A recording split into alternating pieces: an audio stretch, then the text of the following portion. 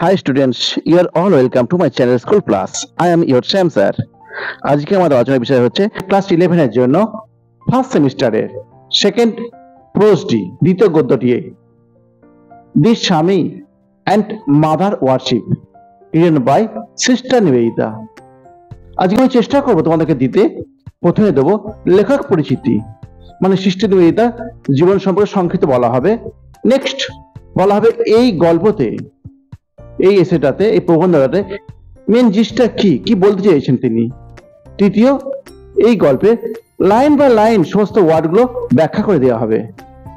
তৃতীয়ত, যে যে এমসিকিউ গুলো আসতে পারে আমি সেগুলো একটুখানি এক্সপ্লেন করে দেবো।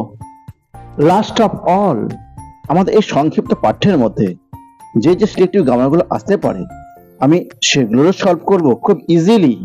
আর এই ক্লাসটা খুব ভাইরাল হবে। সো লেট আস কন্টিনিউ।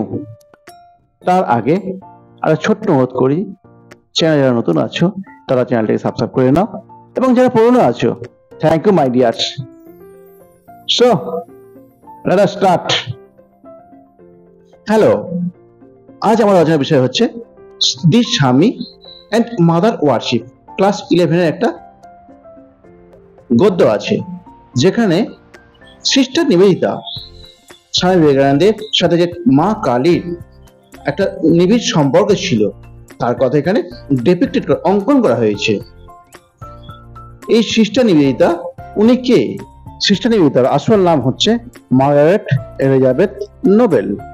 এনার সাথে স্বামী বিবেকানন্দের সাক্ষাৎ হয়েছিল লন্ডনে 1895 সালে। সেখানে তিনি তার ধর্মীয় মতবাদ শুনে তিনি খুব আপ্লুত হয়ে গেছেন এবং স্বামী বিবেকানন্দের ভারতে আসেন এবং তার শিষ্যত্ব গ্রহণ করেন। তারপর স্বামী বিবেকানন্দ তার নাম দেন নিবেদিতা, যিনি ঈশ্বরের আরাধনায় নিজেকে নিবেদন করেছেন। চলো আমরা তাহলে শুরু করি। আমাদের বর্তমান পাঠ্যটি নেওয়া হয়েছে the master as I saw him. চলো দেখি তাহলে কি আছে। The story of the glimpses which I caught of this part of Swamit's life would be singularly incomplete. এই গল্পের এক ঝলকটা which I caught, যেটা আমি সংগ্রহ করেছি of this part of Swamit's life, স্বামীর জীবনের এই অংশটা would be singularly incomplete, সম্পূর্ণ অসম্পূর্ণ থেকে যাবে if it contained no mention of worship of the mother, যদি আমি if it contained, যদি এটা অন্তর্ভুক্ত না করি no mention, কোন উল্লেখ of this worship of the mother, মাতৃপূজা। স্পিরিচুয়ালি, আধ্যাত্মিকভাবে স্পিকিং বলা হয় I have always felt, আমি সবসময় অনুভব করতাম that যে there were two elements in his consciousness, সেটাই ছিল দুটো উপাদান তার চেতনাতে। বলতো কি কি এবার দেখি আমরা। আনডাউটেডলি বা নিঃসন্দেহে he was born, তিনি জন্মগ্রহণ করেছিলেন এ ব্রহ্মজ্ঞানী, একটা ব্রহ্মজ্ঞানী রূপে। as Ramakrishna Paramahamsa so frequently insisted, যেমনটি রামকৃষ্ণ পরমহংস প্রায়শই বলে থাকতেন। এই যে ব্রহ্মজ্ঞানী, এটা মানে কি? একজন ব্যক্তি যিনি সবসময় সত্যের পূজা করতেন, সত্যের পথে চলতেন। আর রামকৃষ্ণ পরমহংস উনি হচ্ছেন এনার গুরু, ধর্মগুরু।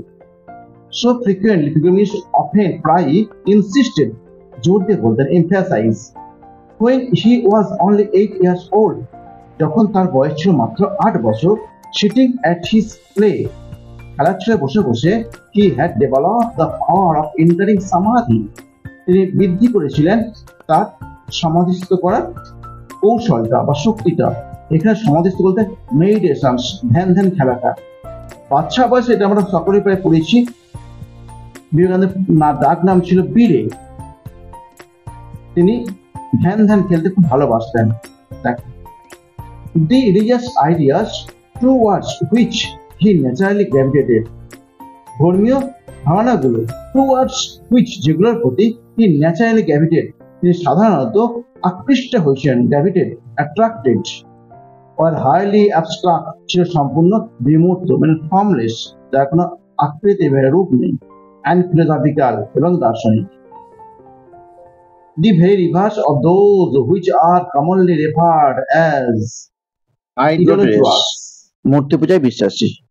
The very reverse of those সেই বিপরীত ধর্মী গুলোকে which are commonly referred, যেগুলো সাধারণভাবে বলা হতো as idolatries, যার মানে হচ্ছে মূর্তি পূজা, worshipping of images. In his youth, তার যৌবনকালে, and presumably এবং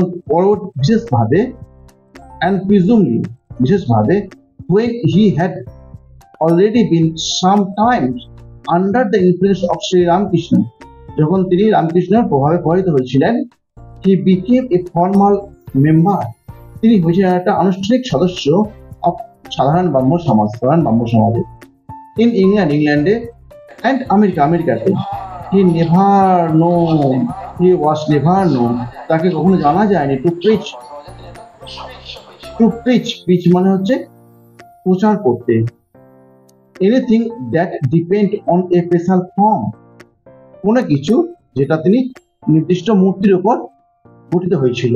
যেমন কালী পূজার জন্য কালী পূজা একটা মন্ত্র আছে, সরস্বতী পূজার মন্ত্র আছে, দুর্গা পূজার মন্ত্র আলাদা আছে, এই মন্ত্রগুলো মানে তিনি বলতে চাইছেন চিকাগোতে যখন ধর্ম সম্মেলনে তিনি বক্তব্য রেখেছিলেন তখন এই মূর্তি পূজা নিয়ে তিনি কিছু বলেননি।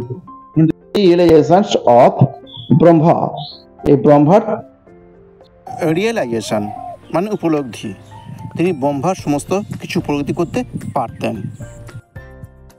অফ ব্রহ্মা মানে পরমাত্মা, formless supreme of being, only প্যারিব মিনস এসেন্সিয়াল ম্যাটার, আবশ্যিক ব্যাপার। দি আদ্বিতীয় বলতে যার কোনো দ্বিতীয় নেই, এটা প্রথম। দি আদ্বিতীয় ফিলোসফি, এই অদ্বৈত দর্শনটা his only system of doctrine, ছিল একমাত্র মূলনীতি। বেদাস অ্যান্ড উপনিষদ, বেদ এবং উপনিষদ মানে তুমি জানো মেন 14 উপনিষদ আছে, লাইক কেনা, ঈশা, কথা, এইগুলো।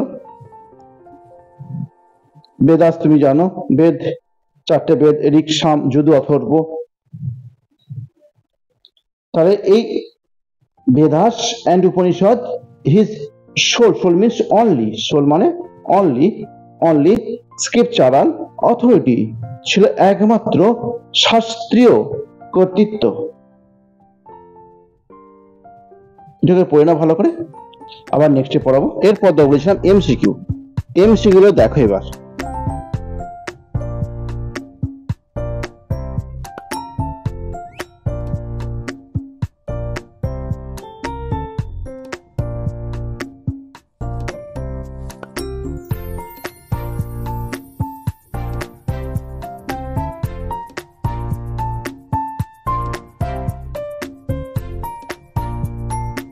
Thank you for watching the video.